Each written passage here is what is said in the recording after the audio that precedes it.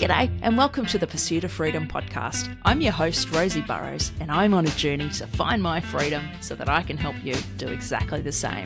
Join me each week as I share the stories of everyday people who've found their own paths to freedom. I'm not going to focus on job titles and accolades because I don't care about that stuff, and neither should you. I want to uncover what truly makes you tick. Who are you when you step away from society's expectations and follow your heart? I still haven't figured it out yet. Have you? Either way, buckle up because it's going to be one hell of a ride. Welcome back to the Pursuit of Freedom podcast. Joining us today is the amazing Liz Wolfe. Liz grew up on a sheep farm in Pennsylvania, and today she coaches people to get unstuck so they can launch and grow an abundant business. And fun fact about Liz, she is in the singing duo Eucalicious. I love that name. Liz, welcome to the podcast. Thank you so much for being here. Yes, thank you for having me. Always a pleasure to do these with people and share my knowledge and experiences with people. I love it. Thank you for doing it. Of course. I can't wait to dive into this because you've got a wealth of knowledge. But let's start. How did you go from sheep farm to coach? Tell us a bit about your story. The funny thing about this is when I was 6 years old, my mother decided, she was a housewife in Pittsburgh, and she decided she was no longer interested in just being a housewife. And this was the 70s, and so she wanted, women's lib and all that. So she bought this farm with her then husband, my dad. And so when my dad left and went back to Pittsburgh, when I say left, he didn't leave us, but when they decided to get divorced, we had to figure out how to make money. And so we started selling products that we made on the farm. Everything from gathering eggs in the barn, which I'm sure the health department these days would not be so happy about selling them for probably like 50 cents a dozen or something, to actually making, beautiful sheepskin coats. My mother was a very fiber artist. And this is, I'm giving you the shortened version, right, from those early days. And my sisters and I have a joke that when growing up on the farm was the topic that we could use on our college essays, like, oh, I grew up at Harvard, right? Yeah. And then my sister applied to law school, and once again, we keep using the story of the farm as it's still relevant in our lives today. Like it's still a good story to tell. And, it's always good for a good college essay kind of thing. But the interesting connection now that I'm a business coach is that I did not know when I was on the farm and we were starting this process that it was what entrepreneurship was. I didn't know that, right? I thought it was survivalist, work I had to do. And in fact, it was an entrepreneurship venture. The thing is that my mother was she was a very skilled entrepreneur in terms of hustle, but not a very skilled entrepreneur in terms of managing the business. And we didn't, it's hard to earn money. Of course, farms are very expensive, and like the whole thing. So when I left the farm, I actually went to college. I was a photography major in college, very art, I had sort of an artsy background. Yeah. And then what do I want to do? I want to move to New York City to be a rock star, of course. Love it. Right? Yeah. Because I was a singer, right? Then I just started doing that, and then I said, oh wait, that's what a job feels like? I don't want a job. I have to go work for somebody. So basically, I learned how to be a freelancer. I learned how to just live in New York City and be a freelancer. And eventually, I learned software that other people wanted to learn. So I learned how to teach them the software. I ended up learning and implementing a software called Maximizer, which is a customer relationship management software. Then I married my husband, and I got him to quit his job and come and sell the software so that I could go on site and implement it because I was really more into the front end and he was more on the Yeah. back end. Yeah. So that was my next introduction into entrepreneurship. All the while doing it, a lot of people that come to me as new entrepreneurs, they're like, I've always wanted to be an entrepreneur. I don't know, I have any idea, I have no experience in being an entrepreneur at all. And I think, thank you, Mom, for at age 10 dressing me up in a colonial outfit so that I could go to a festival and, show people how to spin wool Yeah. on the spinning wheel. And I hated that at the time. But as a result of it, I have no fear of selling. I have no fear of standing in front of groups of people. I have no fear of performing. It wasn't a thing where I just said, oh, someday I'd like to own a business once I can quit this really crappy job I have that I hate, but that's paying my bills and that I have health insurance with. I eventually developed more of my customer base, but I had now entered into the business world. It was more about coaching small businesses. And so it wasn't so much like me providing a service as it was me coaching businesses in how to manage their databases that we were selling. And then I got, about 10 years ago or more, I just got a little tired of the tech part. I mean, it was fine, but you have to know that in the 80s and the early 90s, especially the 90s, they say that when they invent or discovered penicillin, it was very impactful. Like, it would immediately shut down the diseases, especially in animals and things. They could see, like, it was 24 hours, they were back on their feet.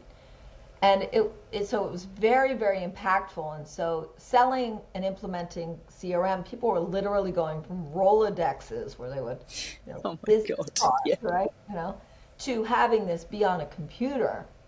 It was very transformational. And that was the part that I really enjoyed, was the transformation experience. And so the tech became like run of the mill, basically. We're in 2024 now, and boring. So this is where the transformational part for me is helping people to move into an entrepreneur mindset so that they can actually start a business. And that's my main focus. It sounds like a really natural progression. You notice things along the way, and then here you are now. I'm really curious to better understand, what is an abundant business? Great question. Yes, and I specifically, you do all the work with the marketing people. They say, you have to come up with a one-liner, and how do you your elevator speech, and how do you describe yourself, and what's the value you bring, and everything. So I very specifically, what I do is I coach entrepreneurs to launch and grow a business. But I wanted that word abundant in there because I was at the risk of being a little hokey, like, oh, law of attraction, I'm just going to sit here in my, it's abundance, right? Yeah. Entrepreneurs of any kind, whether you've been in business 10 minutes or 10 years, scarcity mindset, fears, doubts, financial scarcity, sales, rejection, work concerns, all those things is very prevalent in how you're approaching your business. A lot of times it's out of fear, it's out of desperation. I have to pay my bills this month. Yes. Right? People don't want to quit their jobs until they can match their salary.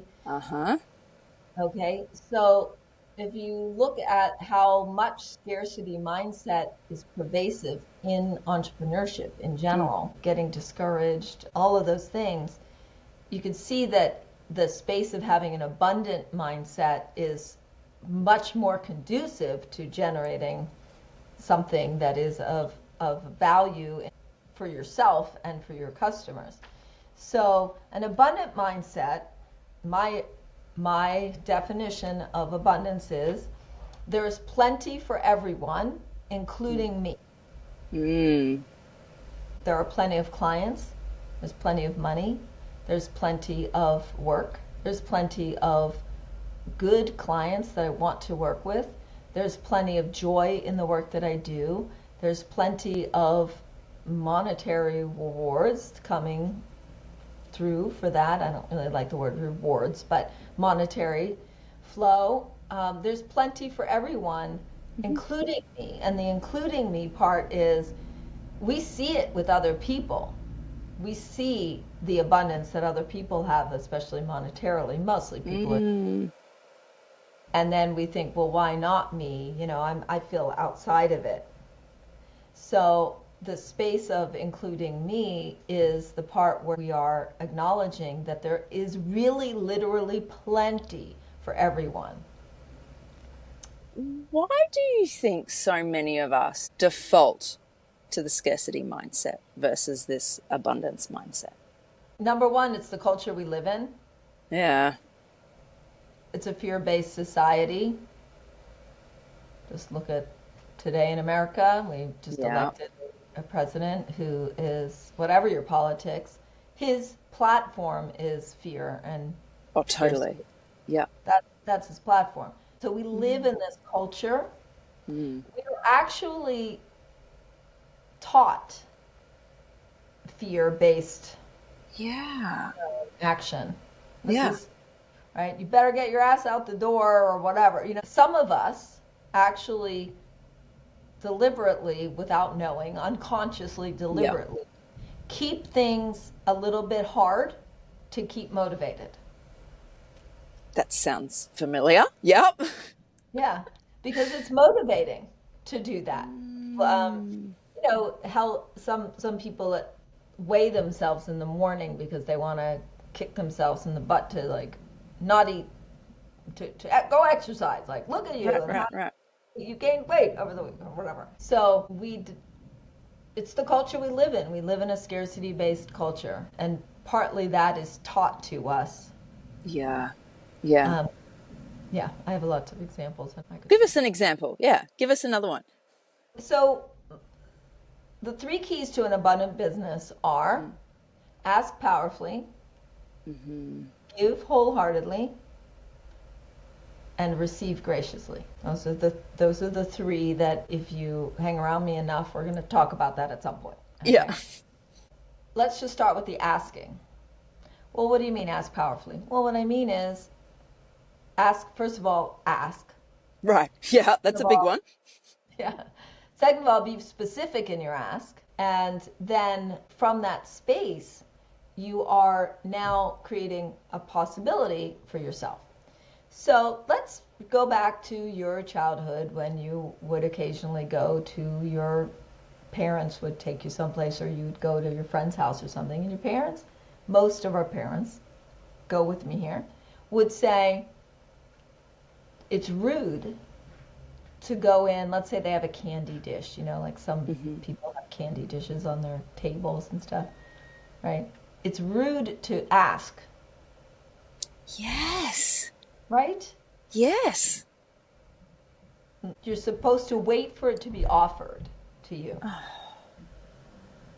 Oh my gosh. And you've written a whole book about asking, right? I have, indeed. And this is something I struggle with. How do we get more comfortable, more confident in making the ask? Well, the first step is to realize that everything that you believe about asking was taught to you and is not necessarily true. Number one. So it isn't rude to ask. It's perfectly reasonable and understandable. The what's the word? Not the conflict, but the conundrum. I'm not sure what the word is that when people would come to our house, your mother or your parents would be very gracious, like, would you like to have some candy? And you're like, wait a minute, how come we're offering candy to those kids, but when I go to Aunt Joni's house, I'm not allowed to ask for candy? Yeah. So, what's the word? It's like a juxtaposition, isn't it? Yeah, right? Yeah. Between those two things. So pretty much almost anything that you have been taught about asking is it's weak to ask for help. Yeah. There's just so many things around asking specifically. Yeah. Yeah. And the second answer second part of it is once you commit to asking, then you just practice. Yeah. You just got to do it. And do you think it's possible to be successful in business without asking? It would be hard. Mm. I think it would be Yet, very hard.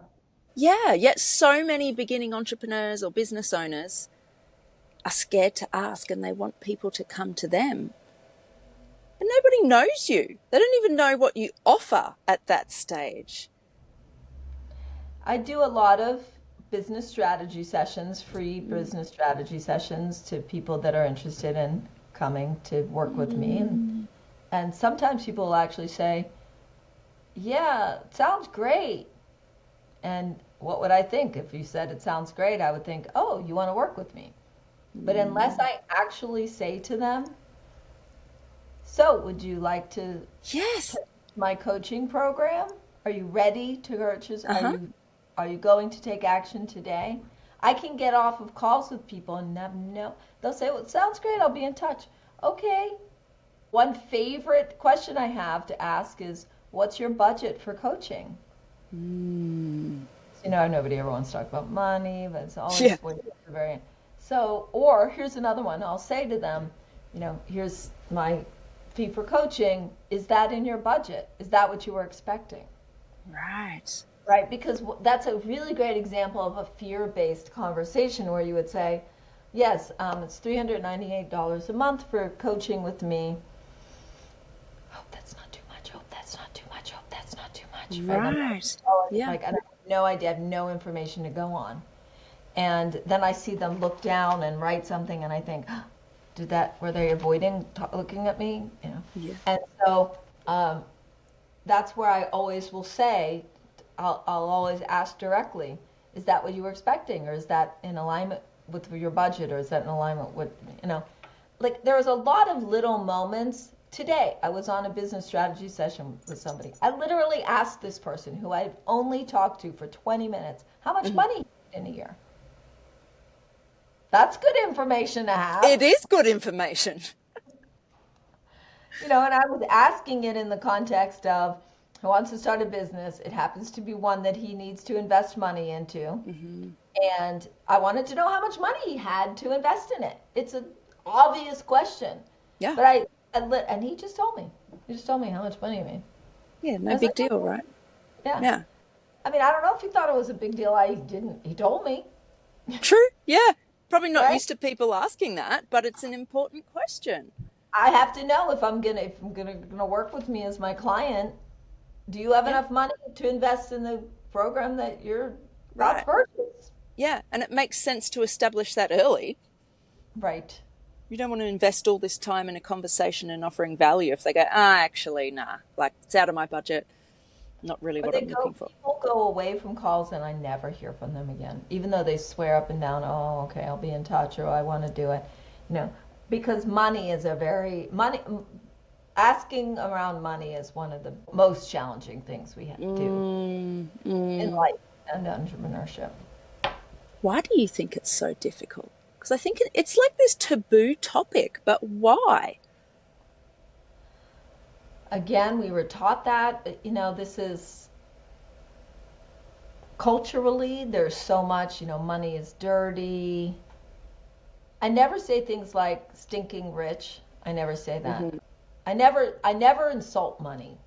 Yes. I never talk about it in an insulting way, because I don't think it's stinking. I don't think money is stinking. I think money is just money, and we apply all this stuff to it. But you know, based on how we maybe grew up, I didn't learn good financial practices from my mother. I learned those on my own because she wasn't a good financial manager. So money is the root of all evil. Well, if that comes in your culture or in your familial world, money is the root of all evil, then you're never going to have money, because who wants to be evil? Right, right. But it's like two things can be true at once. You can have lots of money and be a really good person and be offering value. Why does it have to be either or? Why is it money's a bad thing, it's evil, if you have lots of it, you're a bad person? It's you know, nonsense. Yeah. and then, and part of it is there are a lot of, I won't say biblical, I'll say, perhaps I'll say religious, because all the world's religions do the same thing for the Mm. pretty much, have some taboo around money. I had a Orthodox Jewish client, and I didn't know this until I spoke to him about it. There's a belief, they have a belief that Hmm. how much money you make that year is determined once a year by God during Rosh Hashanah. And try coaching someone who wants to earn more money in their business while at the same time holding a belief that it's already been predetermined. Mm. I did it because I don't have that same belief. Right. Or Gosh. well, actually, how I did it. I mean, and I respected his belief system, so it Mm. wasn't about that. Basically, I said, all right, well, I guess we're going to find out how much God predetermined you this year, but these are the steps we're going to do to get you there, right? Right. Yeah. You can These still are the take steps action. I want you to take right now. Go handle your marketing, update your website, whatever it was. I don't know what it was. Yeah. Yeah. And so there's so many ways that money just got all tangled up in all kinds of weird stuff. I want to go back to asking powerfully because I Hmm. think this is a big hang up for a lot of people. We're very uncomfortable with it because that's what we've been taught. Could you share maybe some tips on how we can, where do we start to get more comfortable with that? Because asking is hugely important, huge pillar of business. Yes, and if you do go and find my book, Asking Powerfully, what the hell's the name of the thing? Sorry, I just swore on you. You want me to say it? The Power of Asking is the name of Yeah. my book, and it's there are exercises in there. But the short answer is it's about starting small. And Mm, I had a client who this was very impactful for him because he had a nonprofit, mm, and mm. he was constantly needing to ask for money from Yeah. people. That's basically what being the head of a nonprofit does, is ask for money. And he struggled with it as everyone else. So he started taking on little asks first. Hmm. And the example I remember he told me was he had gone to a restaurant and he wanted salt, and there was no salt on his table. So he leaned over to the next table and he just asked, "Can I have your salt?" Right. Right? You don't even want to do that. Can you Yeah. think about, oh, I'm going to disturb them. They don't know me. I'm going to Yeah. interfere, right? We don't even want to do that. So he would just, and they go, "Oh, yeah, sure, here." So Yeah. there's also a really great book and TED Talk about getting rejected. My 100 Days of Rejection. Yes. Yeah, it's a really great TED Talk. Very funny. It's like one of Hmm. the top rated funny ones. And he has a book that after I watched TED Talk, I got it. What he did is he went out deliberately making these ridiculous asks of people so that he could get rejected. And the thing that made it famous was he went into a Krispy Kreme donut Yeah. store, and he asked the woman to make the Olympic rings out of donuts. Yeah. And he thought she was just going to say, "No, forget, that's ridiculous." Yeah. And, and she did it. And it's hilarious. You can find the actual video, the whole Wow. thing. Like he videos all this ass that he did. And he's stunned because she says yes. And when she says yes, he doesn't know what to do. It's like, Yes. what? Wait, what? Yes, you're gonna do it, okay? And then there's this whole part where he's waiting for her to do it. Like, now what do I do? Like, she's gonna Right. give him donuts, and then she ends up giving him the donuts for free. Wow. He shows the donuts; they're all in the shape of the rings. So he did these ridiculous asks, and just he did it for 100 days or something. And he logged it, and it ended up as a TED Talk. So just letting everybody know, if you do something like that, you might end up with a TED Talk. And he he um, he just got two things happened. He got so like inured to it. He could just do it. Yeah, I'm asking some lady, right? He just made these wild asks. And then he was shocked at how many people said yes to it. He noticed all his limitations around asking. Yeah. Like, the very first example is he asked a random guy in his office building, a security guard in downstairs, if he could borrow $50. And the guy was like, no. And he just walked away. And then he noticed later, he's like, well, wait, I didn't even, he just ran away as soon as the guy said no. So it served its purpose. But on the other hand, he said, I learned from that. Well, wait, why? Why is it a no? Do you not have the $50? Is it because you don't know me? Like, he didn't learn anything from it because he ran away from it. Right.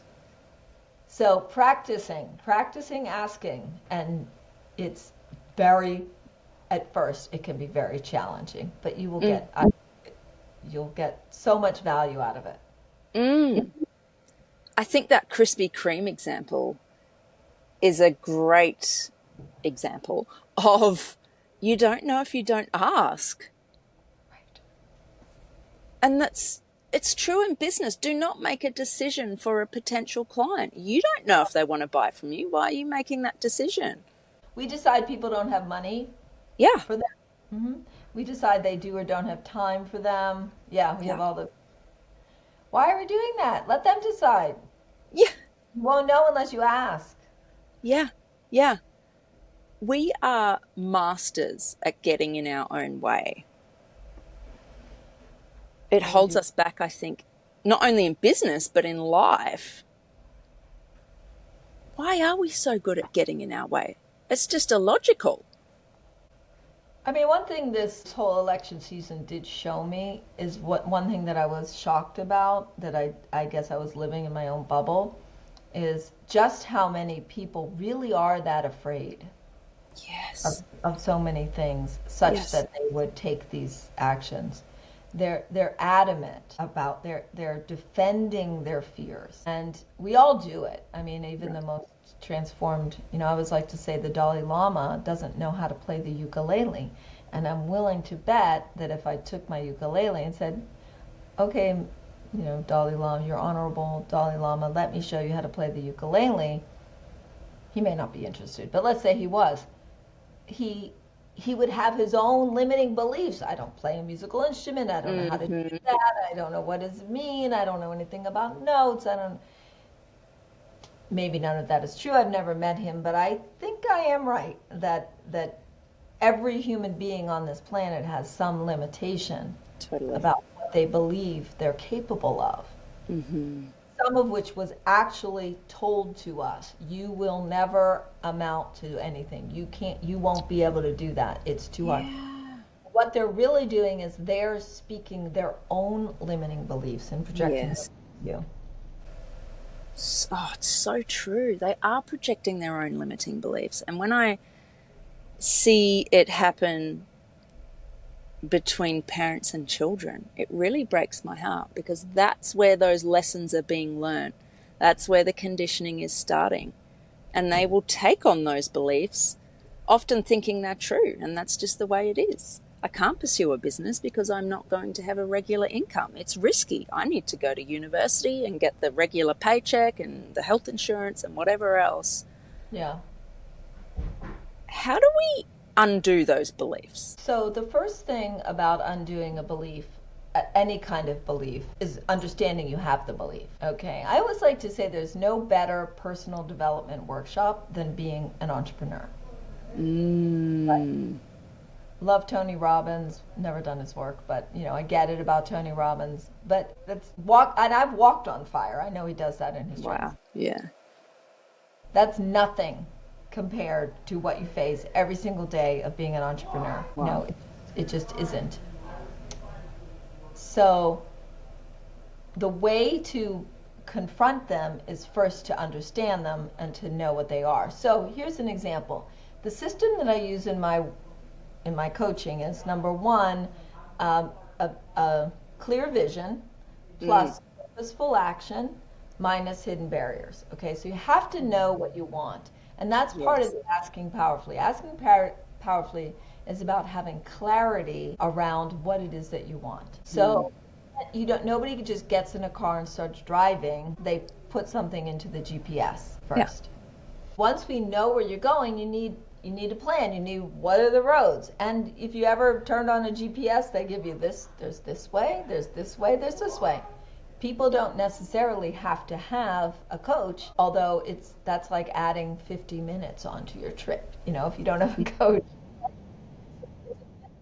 ride, but if you go this way, it's an hour and 45 minutes, right? So you'll still get there. You still will, presumably.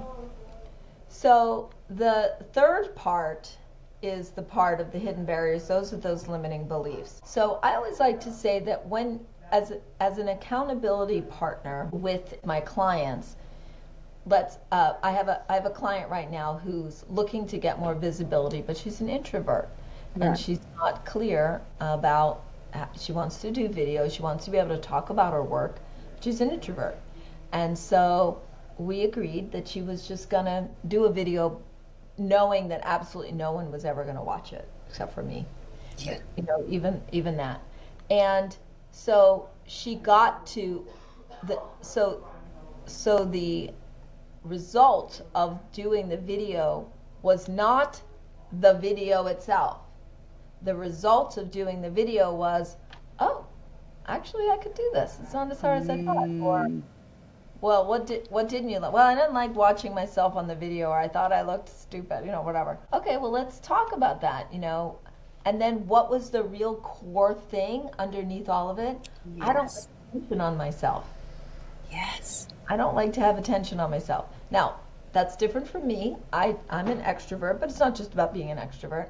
I like having attention on myself. That's why I perform with my buddy Gene and Eucalicious. I love to sing. I love to be in front of groups and things like that. No, that's not for everyone by any stretch. So as far as that goes, she got to understand that limiting belief, I don't want attention on myself. Okay, why don't you want attention on yourself? Afraid I'm going to look stupid. Afraid people aren't going to buy from me because they're like, who's that dork? Whatever. She did not say it. I'm not revealing her conversation here at the moment. Just saying those are the examples of limiting beliefs that you can have that get revealed because you pursue the goal. At the end of the day, the real joy is having those breakthroughs. Once she's able to get past that conversation of, I don't want attention on me. Oh, but why don't you want attention on me? Well, I'm afraid I'll look bad, etc. Once you can get past that, then you go, wait, oh, right, they're not thinking about me anyway. They're only thinking about themselves. So let me get on video and be authentic and genuine and share my knowledge because it's helping people and I want to help people. And then beyond that, at that point, you build on it. So does this also apply to our personal lives, or is this just very business focused? It certainly applies in your business, in your personal life as well. Sometimes people call me a life coach, and I'm like, don't call me a life coach. Yeah. But with all due respect to life coaches, it's just not what my purpose is. But I say, but if you want, I can coach you on your life because it's the same thing. If you're gonna be afraid to ask somebody for the sale, you're also going to be afraid to ask your kids to help you do the dishes or something. Not right, but you're going to be reluctant to do that. Totally. Is this, asking powerfully, having that abundance mindset, have you always had that? Or is this a skill you've had to learn over time? That is a great, great question. I definitely did not have it all the time. What happened was, living on the farm is a very interesting experience because, and this is like a microcosm for our world. Our world, our planet is actually a very abundant place. There is literally unlimited money. And there are beings on this planet that have so much money that even if they never made another penny, they would still be making more money. So we live in this world that is actually extremely abundant, and yet we operate within it from this scarcity mindset. So growing up on the farm, I mean, I haven't eaten tomato that tastes anywhere near as good as we used to grow on the farm Yeah. in 20 years because I can't find any. So what would happen would be like my mother would go to the garden store and she would buy 200 tomato plants. Wow. Literally. And then we would plant, we could only get to so many. It takes a lot of work to plant 200. Yeah. So we would, this is such a vivid memory. So we would plant probably, I don't know, 100 of them, and then the rest would die in the pots because we never watered them. And then we would feel bad about that, right? We'd feel bad about it. And then tomatoes, you know, takes a certain care. You're supposed to stake them and all that stuff. We never did that. And then we're just supposed to weed them and everything. So each step along the way was one more thing that was hard. I mean, you know, when you have sheep getting out or dying or running around or you have to feed them or whatever, you're not weeding the tomatoes. And I remember that a friend of mine from college, as I was now in college, and he came with me back to the farm, you know, for a fun thing. He'd never been on the farm. And he went out to our garden.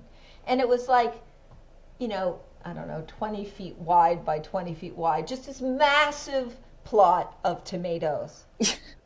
All laying on the ground, you know, not staked up, you know, weeds coming out. And there's like hundreds of red, delicious, gorgeous, big tomatoes. I'm not saying that some of them didn't, you know, rot or whatever, but like, oh, want a tomato? Oh, let me go get the best tomato you're ever going to eat in your life. And I'll just cut it up and give you some salt and you'll eat it right now. And I remember he said to me, I went to the store, I bought 2 tomato plants.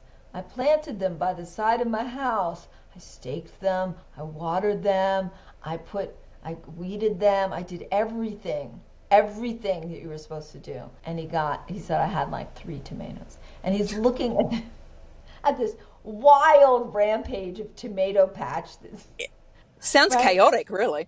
Totally chaotic. And I'm looking at that going, ugh, like this is only bad feelings right here. Tomatoes died. We wasted that money. We can't even harvest all of them. You know, it's work. Now I got to go collect them. Now I got to make something out of them, right? It was like, ugh. And yet it produced the most delicious tomato that you're ever going to eat, which I haven't been able to replicate since. That's the contrast of the abundance mindset versus the scarcity mindset. And it was really what the transformational part for me was when once, you know, many years later, I'm now living in New York City. I have a child, he's in public school.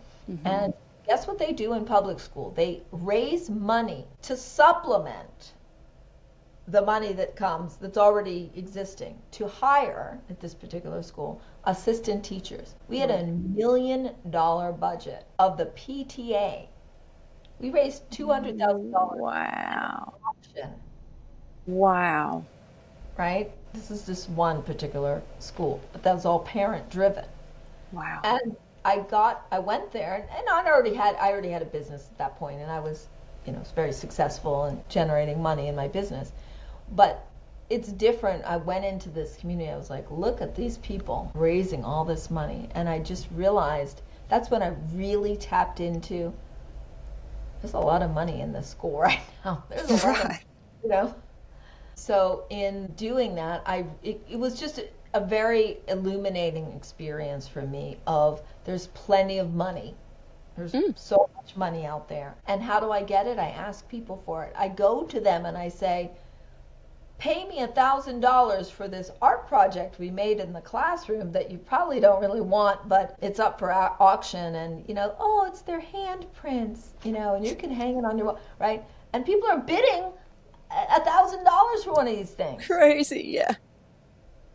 And it was very eye-opening for me. So I really got to see that this is when I just started the practicing of the asking, and I actually came up with thinking of those 3 things: asking, giving, and receiving, and seeing how for each one of those things we have conditions, or we have places where we stop we're very bad receivers. Everybody in the call listening right now, I'm just going to let you know, you're not that great at receiving. Okay? And Stop calling me out. I'm pretty good at it because I practice, but I'll give you a real quick example. Yes. I went out of town this weekend and to a music weekend, and I gave somebody a ride. And she, on the way up, she said, I will give you money for gas. Now, if I say to you how much, give you money for gas, what number comes to mind? Like, how much would you think somebody's going to give you? They're going to give you $10, $20, yeah. Yeah, 20, let's call it $20. I'm thinking, all right, $20. It's pretty far. It's a couple hours, okay? So we're driving back, and I go, okay, I got to stop for gas. So I pull into the gas station. She said, I would like to contribute to gas. I said, okay. And she said, how's $70? And I said, oh, my God. Because that was so much money for gas. And anyway, long story short, she said, well, what, is that not enough or something like that? I said, that's way more. She goes, I don't know. Somehow we landed on $50. Right. And then a little bit later, and she had a $50 bill and she gave it to me. And I'm still thinking, oh my God, $50. Mm-hmm.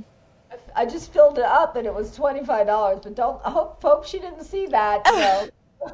She didn't look at the meter. And as we were driving, continued driving, she said, somehow this conversation came up. She said, yeah, well, I guess the next time someone offers you $70, you'll say yes. Instead of, oh my God, or how about 50? So, and I'm saying this because I practice, yes, thank you, $70. Yeah. That just seems so big to me for such a minimal thing. But you wouldn't have offered it unless you had it and wanted to give it to me. Okay. I want to keep talking about this, especially receiving money graciously. It's not even a simple thing, going out for dinner and a friend might offer to pay and you go, oh, no, it's okay, you don't do that. We're just immediately shutting it down because it's rude to accept that. That's rude. But is it? No, because you know why? Because she wanted to give that. We have to trust people that when they offer something that they're doing it willingly. Because I didn't even ask her for money for gas. Yeah. I was going anyway. Yeah. And she asked for a ride. She's a nice friend of mine. So she wanted to give me that. She was very grateful. She did not have to take the train. She would have had to probably pay $70 round trip because she would have had to get an Uber from the train station to the place. All she had to do was show up at my house, and I drove both ways. To her, $70 was a bargain. Yeah. As far as time, money, and energy is concerned. Yeah. So people want to give, and what we do is we stop that. We shut it down. We're almost dismissing what they're saying, aren't we? We're going, oh no. Yeah, and then what happens to them? What are they going to do? Fight you for it? No, no, I have to pay. I mean, some people do that. I have kind of had that. There's this back and forth. Oh, no. It's fake. It really is fake. It's like, come on. And the most gracious thing you can do is say thank you. Oh, thank you. That's so nice. Have you ever had a negative response from someone doing that?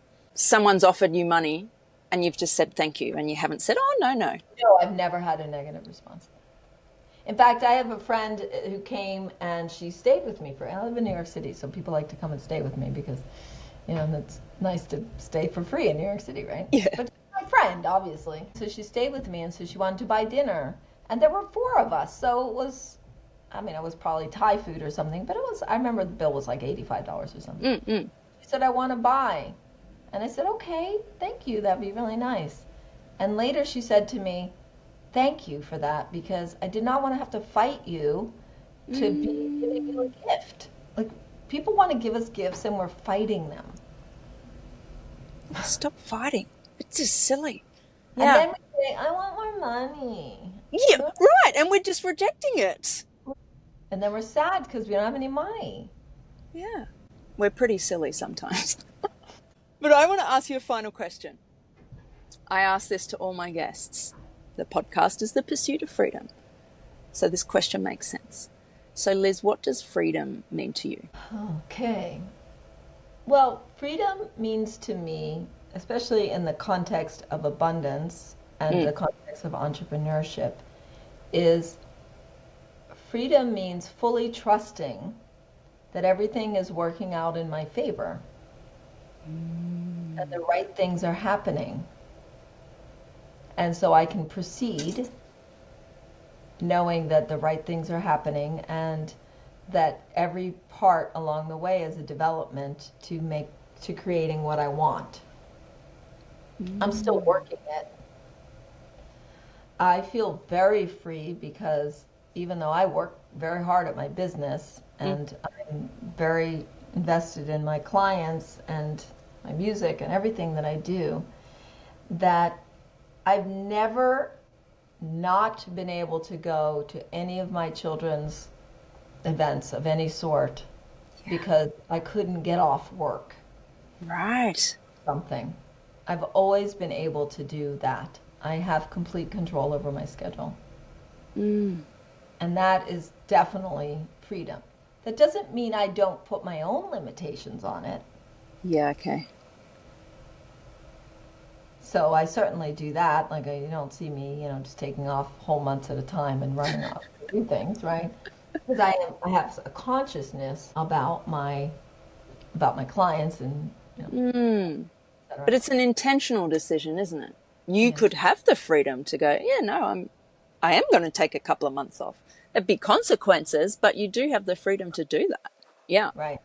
My father actually just passed away just like 3 weeks ago, as a matter of fact. And he was 95, and it was a perfect ending. But one of the reasons it was a perfect ending, and I don't mean perfect like fairy tale perfect. I mean as best as it could be, is because on December 20th, I decided it was time to go be with my dad. I got on a plane and I flew to Cincinnati, and I sat there and I just told people I'm not available right now. And you know what's interesting about it? The demands were less. I didn't sit there stressing about it. Like the universe supported me in it and said, I guess you're not focused on this over here right now. Now, were there probably opportunities that I missed, business opportunities that I missed? Did I sell a fewer, consulting client gigs yeah, probably. But on the other hand, I sat there completely able to be with my father, and I chose, that's what I chose to do, and that's where I was, and I was there. I didn't have to do anything but just be there with him. Yeah. And that's beautiful. That's definitely freedom, and it allowed you to focus on the things that were important to you, and that was being with your dad. As a matter of fact, contrast that with my mother died 22 years ago, 2002. And I was a different person then. My son was young, and I didn't have as deep of an understanding of this. And she had a different situation because she had cancer. She was a smoker. Please don't smoke. And she was dying, and I left the house. She was at my sister's house, and I left my sister's house to go to my mother's house to mow her lawn. And she died while I was mowing her lawn. Oh my goodness. I didn't give myself the permission to just sit still and allow the grass to grow. Right. Well, but I thought, I don't know. I don't know why it was so important to me, but it definitely was very, very important. And so I did it, and I wasn't there. Yeah. And it turns out it wasn't that important. Yeah. And what a transformation for you. From that happening when your mother died to being able to drop everything and be with your dad. Wow. Yeah. called life, but that's focused intention and saying it's being intentional and awareness. It's really different transformation. Yeah. And I want to clarify, I don't think you should be guilty for what happened. And I don't think others should feel guilty for what, the consequences of what happens. I think, and this could sound cliche, but I think it's important to learn from those experiences. And it sounded like you learned a very difficult lesson.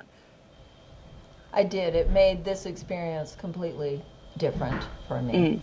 And a quick little anecdote on that. So, there I am sitting with my mother. She was much more alert because she was still relatively young, too. And, although she had this sickness. And I had been to her house several times to do several things. One of which was, of course, I was worried about the lawn. But I was also just kind of cleaning up things in her house. And she had load of laundry in a basket that was in the living room, and I just, I put it away or whatever. And so there I am sitting next to my mother, and, I said, Mom, is there anything that you need to do to be complete in your life? And she said, well, there's laundry in the living room. Could you? Oh my goodness. And I was actually really grateful in that moment to be able to say, I already did it. I already put the laundry away, And that was what was on her mind. She had left laundry in a basket on the, she's literally three days from her death because she was still smoking. Wow. But by then we knew that I was not going to change. So just to show you, the perspectives, like that's what was on her mind. Not, can you tell my sister that I love her, and repair the pain, I'm sorry if I ever hit you. Like there was none of that. Nothing profound, No, there was nothing profound. It was, can you put away the laundry? Okay. So maybe that was why I went to mow the lawn. I don't know. Like, well, maybe she's going to want me to mow the lawn next. Right. Yeah, exactly. Maybe it was important. Yeah, maybe it was to her. Maybe she could die knowing that I was mowing the lawn. Neat lawn, laundry away. She knows her daughter's on top of it. Things are going to be in tip-top shape. That's right. And just quickly on that, like I have to quickly share an experience because both of my parents aren't alive anymore. And Mum died in 2019 and we lived quite far apart at the time. And I was working and she got a terminal brain cancer diagnosis. And I had put away, like I'm very obsessed with Excel spreadsheets and putting money aside. So I had this big nest egg of emergency funds. And so I just went, right, I'm dropping everything. I'm quitting my job. And I got to be with her for her last 6 months. And I'm just so grateful for that. And then I contrast that with when my dad died. It was unexpected, freak accident. And the day after he died, I thought it was important to go into university to get to class. That's what I wanted to do. Rather than be with my grieving mother and my sister who was 9 years younger. She was 11 years old. I decided to go into university. Yeah, it's so interesting. Our stories are very similar. I think we have to look at it with kindness. And I think, for me at that time and for you at that time, it was the right thing for us to do. It was our way of, I guess, processing and coping with it. That's okay. Yeah. Sorry to hear that you had that experience as well. Yeah. I mean, life can be a bit shit sometimes. What can you do? I just want to say, thank you for sharing that because that's really personal. And I think a lot of listeners will be able to relate to that, whether it's losing a loved one or something else. We've all had some sort of traumatic event, a really difficult event, and perhaps we made a choice or did something that we look back on and go, what was I thinking? What an amazing episode. I didn't expect that we would end up talking about that, but I'm so glad we did. So Liz, thank you very much. I've learnt a lot about asking questions, and it's something I've been trying to be more intentional about. And I think I'm getting better, but I'm still scared of it. So I'm going to keep practicing, especially with this money thing. That's a big block for me. Yes. If someone offers money, thank you. Yes, say thank you. And Receive you don't graciously. have to reciprocate. Right. Don't. Yes. You don't have to. You can. Right. You don't Yeah. have to. Yeah. Just, I mean, imagine how abundant life would feel if we just said thank you to every joyous thing that came our way and wasn't marring the experience with the concern about how we can reciprocate in some way. Yeah. Yeah. Let's cut that out. But on that note, Liz, I bid you farewell. This has been amazing, and I can't wait to hear feedback from our listeners. Everyone, definitely go check out Liz's book, The Power of Asking. You've also got another book, haven't you? Your Business Vision Blueprint. Yes, I do a book called The Business Vision Blueprint. And Yeah. I have, if you look up Liz Wolfe, Wolf's the name, sheep's the game. I love it. And it's very affordable. Like in Australian dollars, it's like $4. So go get it, everybody. Support our guest. I think it's worth it. She's given a lot of value, free of charge. And yeah, Liz, we'll talk soon. Thank you. Yes, thank you so much.